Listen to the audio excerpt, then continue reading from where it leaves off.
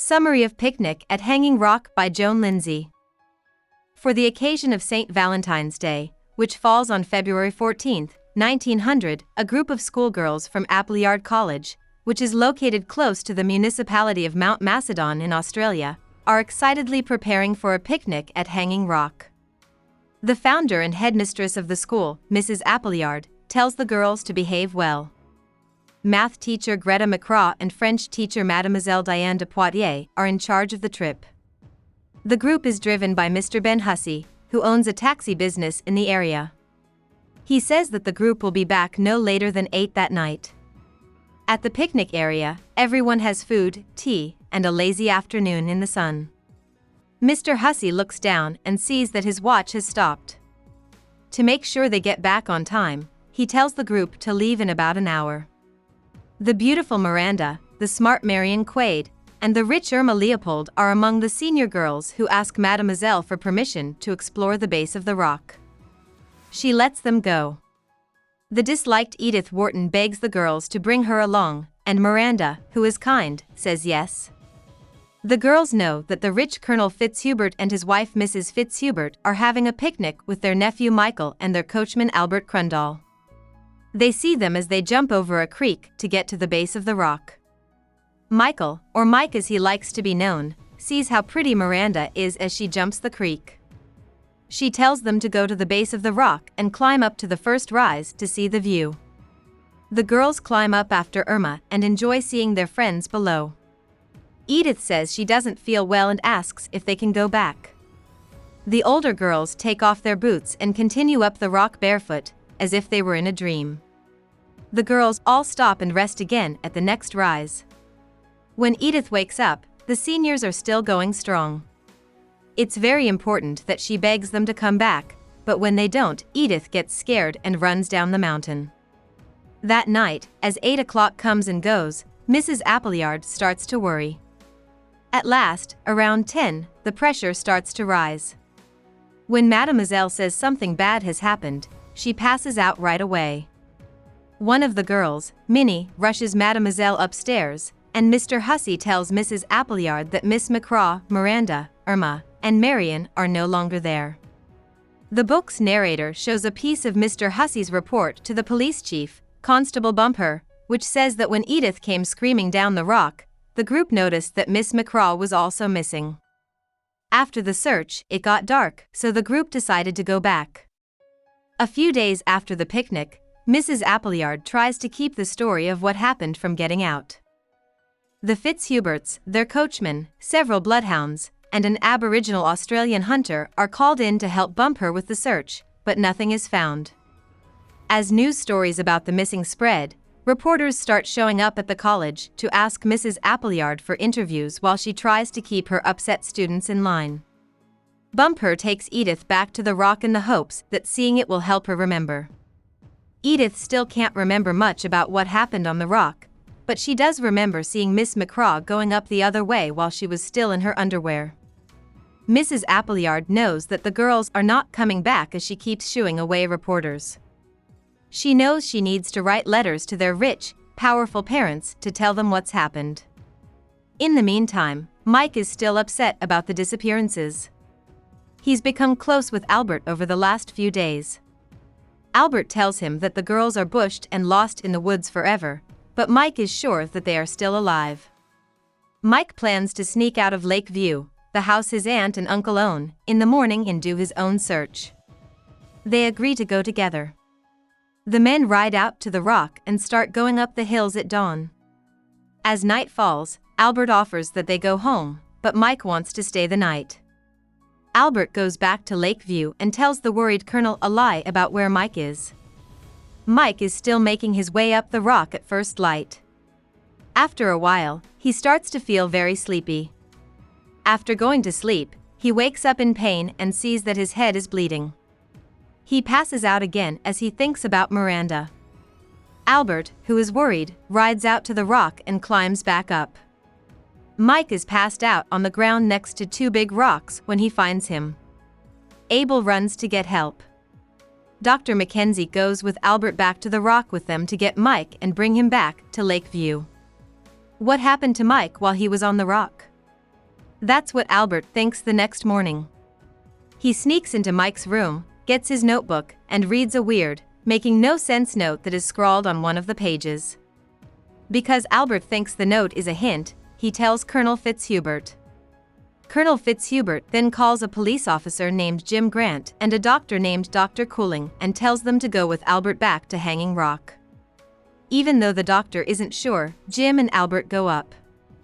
Near the rocks just ahead of where Mike was found, they find Irma Leopold asleep. She is still living and fine. The men take Irma back to Lake View, where the Fitzhuberts agree to take care of her while she gets better. When Mike wakes up, he has no idea what happened, so Albert goes to see him and tells him what happened. Albert tells Mike that a girl was found living, and Mike asks which one. When he finds out that Irma, not Miranda, has made it home, Mike is upset and pulls away. As news stories about the return of missing heiress Irma Leopold get more and more attention, Mrs. Appleyard tries to keep the girls at the college quiet. But as her anger at the attention grows, she changes her strategy and starts punishing them more severely than ever. She takes out a lot of her anger on Sarah Wayborn, the school's youngest boarder and an orphan. She pulls Sarah out of art class as punishment for her guardian being late with her fees, and she doesn't care that Sarah is sad about Miranda's death. At the same time, Mike and Irma have fully recovered at Lake View, but neither of them can remember what happened on the rock. Mike and Irma become friends, and Irma hopes that this will lead to a romantic relationship.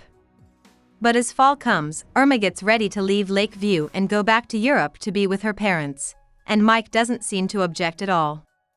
Irma makes one last trip to Appleyard College before she leaves Australia to get her things and say goodbye to her classmates. The visit is a disaster. When Irma walks into the girls' gym class, they go crazy and attack her in a mean, almost deranged horde. Irma runs away, leaving Mademoiselle and Miss Lumley very upset about what they saw and determined to keep Mrs. Appleyard from finding out. Minnie fusses over Sarah, who has been pale, sick, and quiet since Irma came to visit. She won't eat and often fights with the headmistresses. Miss Lumley calls her brother Reg at college and begs him to take her away and help her get a new job. They take the train together to Melbourne, but the hotel they choose to stay in for the night burns down, killing both of them. Mike is getting ready to leave Lake View for the winter and start his trip through the Australian desert in the north of the country. He asks Albert to come along, and Albert says yes. He tells Mike to write to him with his plans as soon as he has them.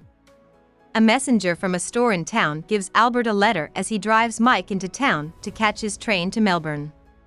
Mike reads the letter out loud to Albert because Albert can't read handwriting. It's from Mr. Leopold, Irma's dad. The letter thanks Albert for helping to save Irma's life. Inside the envelope is a £1,000 check, which is more money than Albert has ever had in his whole life. After leaving Mike off at the train station, Albert goes home and starts to daydream about taking his friend on a road trip through the country. Minnie is told by Mrs. Appleyard that Sarah's guardian, Mr. Cosgrove, will be picking her up later that same day on the last Sunday before Easter. Minnie is usually the one who answers the door, but Mrs. Appleyard tells her to ignore the bell and let herself handle the situation. Mrs. Appleyard is pale and strange, but she offers Minnie an extra on her wedding day because she is going to marry Tom, the groom's stable boy, soon. Minnie said yes. Later that afternoon, Mademoiselle goes to the headmistress's office to talk to her about Sarah because she has been worried about her. But a pale-looking Sarah has left for the term, Mrs. Appleyard tells her. That night, Mademoiselle helps one of the maids clean out Sarah and Miranda's room, which is now empty. While she is doing this, she notices that Sarah left behind her most valuable item, a small picture of Miranda. Mademoiselle writes to bump her that she thinks something very bad has happened because she knows the girl would never willingly leave the picture behind. That night, Mrs. Appleyard gets out of bed while everyone else is asleep and goes into Sarah's room. There, she has a memory of being in front of the screaming girl. She quickly goes back to bed. Thursday, Mrs. Appleyard gets a letter from Sarah's parent telling her that he will be picking her up from school in 3 days. As the gardener, Mr. Whitehead, plants flowers behind the school the next day, he smells something awful coming from a hydrangea bed. He takes a closer look at the bush and sees that some of the stems are broken. He sees something in the bush and cuts off the dead flowers. It's Sarah Wayborn's body. It's impossible to tell who it is because her face is so badly damaged, but the gardener can tell from her small body. Mr. Whitehead tells Mrs. Appleyard what he has found. She turns pale and tells him to get a horse and buggy ready to take her to town's police office. When they get there, she tells him to leave her and drop her off. After Whitehead leaves, Mrs. Appleyard goes to see Ben Hussey and asks him to drive her out to Hanging Rock because she has bad news from people who live near the mount. It's the same thing she told Whitehead, Hussey should drop her and leave her. She tells him the same thing. Mrs. Appleyard walks the last part of the way to Hanging Rock, goes to the top, and sees Sarah Wayborn who has died. Mrs. Appleyard is so scared that she jumps off the rise and dies on the rocks below. Despite the fact that the disappearances at Hanging Rock have not been solved, a clipping from a newspaper published in Melbourne on February 14, 1913 reveals that Appleyard College was destroyed by fire in the year 1901. About the author.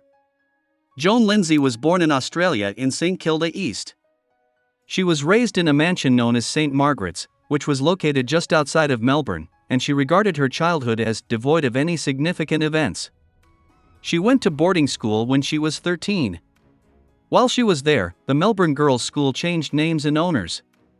Even though things were crazy at school, Lindsay was thought to be a good student and did really well in art. Lindsay then went to the National Gallery of Victoria Art School in Melbourne to study art. In 1922, she married Darrell Lindsay, who was also a student at the Artists' School. During the lean and uncertain years of the Great Depression, they stayed together and rented out their big Mulberry Hill house to make ends meet. Lindsay started writing novels and plays more as her husband's painting career took off. Her humorous novel Through Darkest Pondaleo, which made fun of the popular genre of sensationalist travel writing at the time, got a lot of praise. As of 1956, Darrell was made a knight. In 1943, he became the director of the National Gallery of Victoria. Picnic at Hanging Rock, Joan Lindsay's most famous and long-lasting book, came out in 1967. Even though there is no historical record or proof that 4 schoolgirls ever went missing at the famous rock, the book was written and sold as if it were a real story. The book was a big hit in Australia and around the world.